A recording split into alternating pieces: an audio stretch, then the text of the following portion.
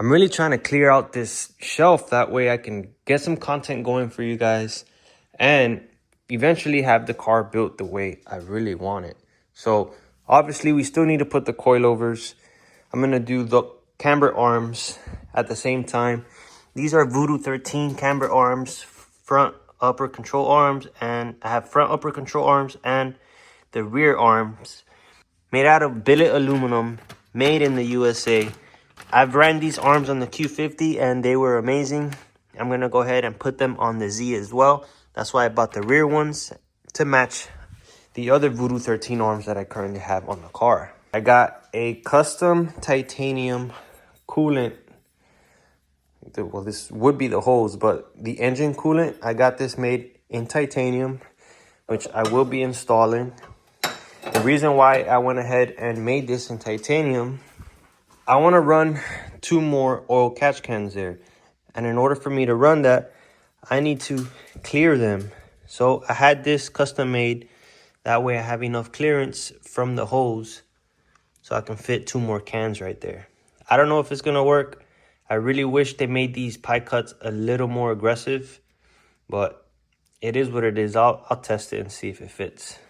I probably won't be able to run this cover. I'll have to take it off. But again, we'll just reevaluate when we get there. Something that you see here. Oh, so here are the other 2 catch cans. They're radium. This kit was from a GTR, but I'm making it fit onto the Z. It's basically the same thing. Now, this harness here, this is my injector harness for the ID 1050s. Now you're wondering, why do I have ID 1050s? Well, I have the AMS intake manifold for port injection. But Chris, there's no port injection yet for the Z or for the VR30. How are you going to get the harness?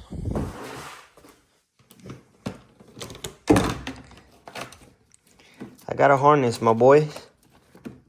I just got to finish it. Okay, but do you have the module?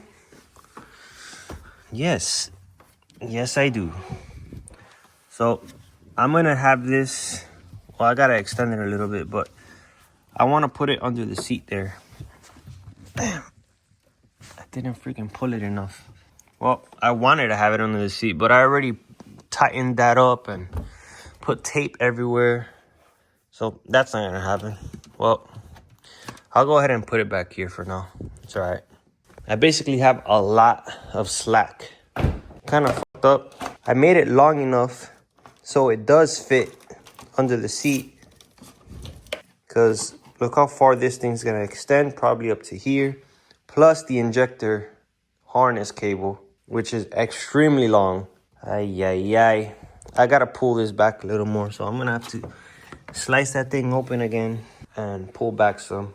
So I'm going to go ahead and install the port injection as well. And I know right now port injection is a little finicky, especially without the Ecotech integration. So I'm hoping the reason why I'm getting this ready is for when Ecotech does update the firmware, we'll have Ecotech integration and I'll be ready basically for port injection to run smoothly. But for now, all I have to do is just get it ready, set it up, and once it's ready, go online with it and we'll send her. My plan is to maintain DI, aftermarket DI, and run PI for additional fuel.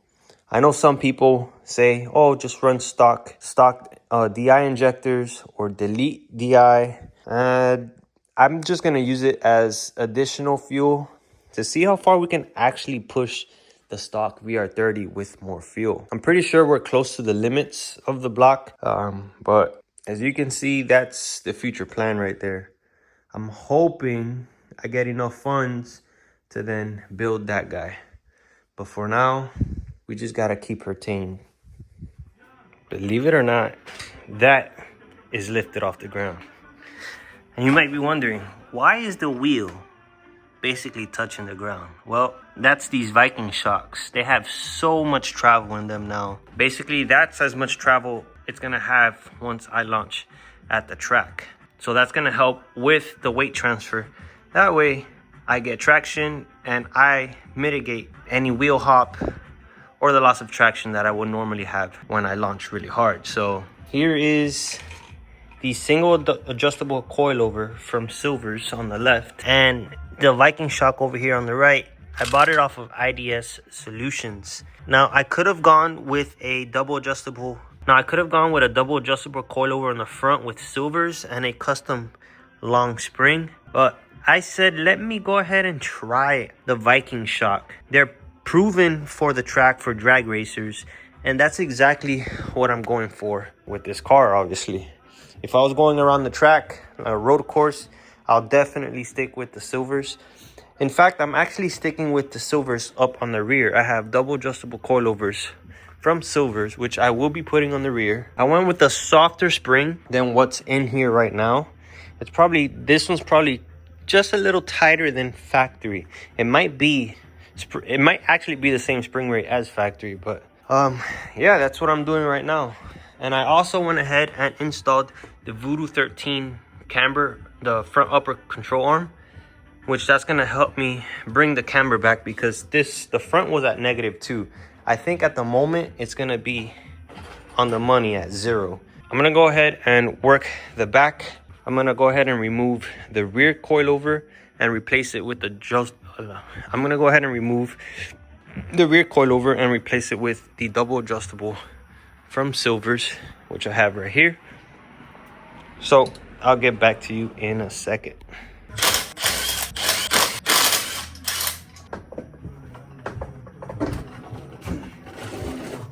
So here is the single adjustable coilover. You adjust it from the inside. The new one, you're gonna be able to adjust, I believe, compression from the inside and rebound out on the bottom on that tank that's on the side of it. All right, so I went ahead and pulled this cover off because obviously this one is broken. But I went ahead and put the bushings on the differential. Once I pull this diff out, I'll go ahead and remove that bushing with the diff bushing removal tool and replace it with this guy. Now, the new cover is obviously going to go on here. So I'm going to clean this up really good and then seal it with some RTV, some black stuff, the ultra black, and fill her up with fluid tomorrow and start putting it on. I'm really hopeful that this thing is going to work good. I'm sure it's going to lock well, and we'll see how she performs. I really can't wait to get this thing on the road again, like going hard. I haven't really pushed it and taken advantage of the cold weather recently because it's on an open differential right now, and I do not want to chance it with a 700 wheel horsepower car or 575, what my dyno showed. So here's how the inside of a brand new RZ34 R200 diff case looks like. This is the outside. When you order these, it comes already with the diff temperature sensor, and as you can see, it has a port here for, let's say, an auxiliary cooler or another sensor if you wanted.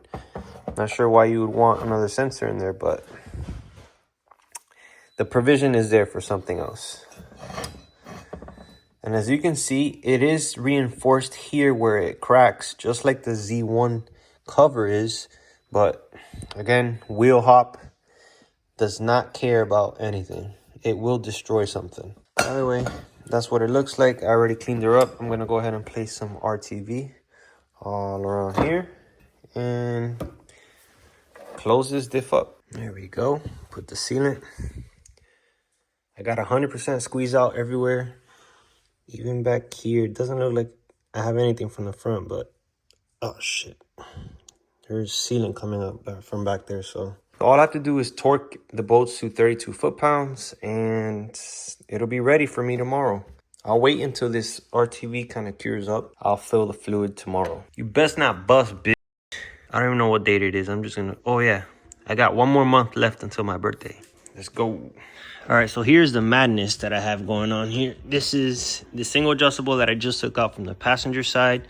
I adjusted the height already to match this one. I made it just a tad higher, probably like 1/4 inch.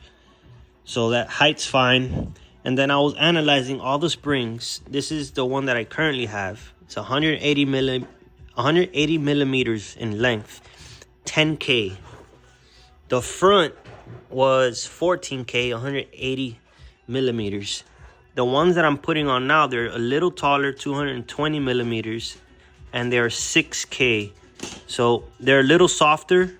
Well, they're a lot softer. This car is not gonna really handle well on turns, but it is what it is. I'm going straight. I kind of need the weight transfer, and this is all, you know, testing. You need the key for that. This is all test and tuning. I'm gonna test this spring and see how I like it. I might have to go a little tighter, maybe taller. I don't know. This is my first time adjusting coilovers, let alone adjusting coilovers for drag racing. So let me go ahead. I gotta break this loose, take the preload off. I gotta swap this top hat over to this one, and the lock, the jam lock, and this little shoulder spring nut, or whatever the hell you call it. I need to bring that collar over this way, so let's do it. All right, so here's the coilover fully set up.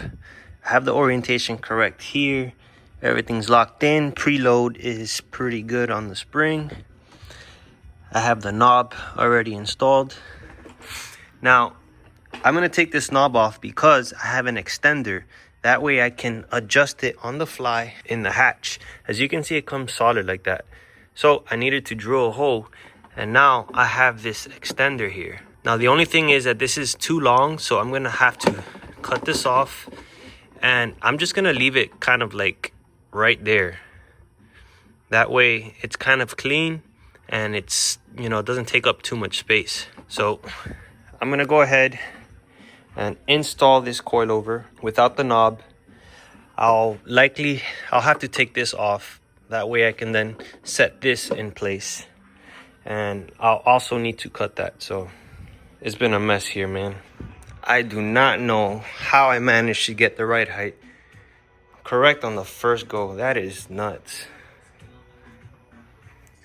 I think it's a little taller, which I wanted it in the front. Camber is nearing 0. It probably is at 0. Nah, it needs a little more. But I'll let the alignment guys do that. I don't feel like doing that right now. Then the back, it is raised up just a hair, which I kind of want that. That way I don't scrape up my exhaust anymore. But as you can see, this side's dropped a little bit more. The tire is tucked up past the quarter panel here. And then on this side, it's probably right on the edge of the quarter panel. The peak of the tire, at least. So that's good. Pretty happy with the way it came out.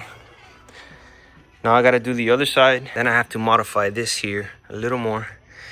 Cut the extension for it to fit perfect, and we'll be good to go. I can't wait to try this thing out, man. All right, so I'll be giving you my first impressions with the Pride transmission mount. Now, I know initially I already did a first impressions after I installed it, but we just got a revision in, and we're gonna see how it is.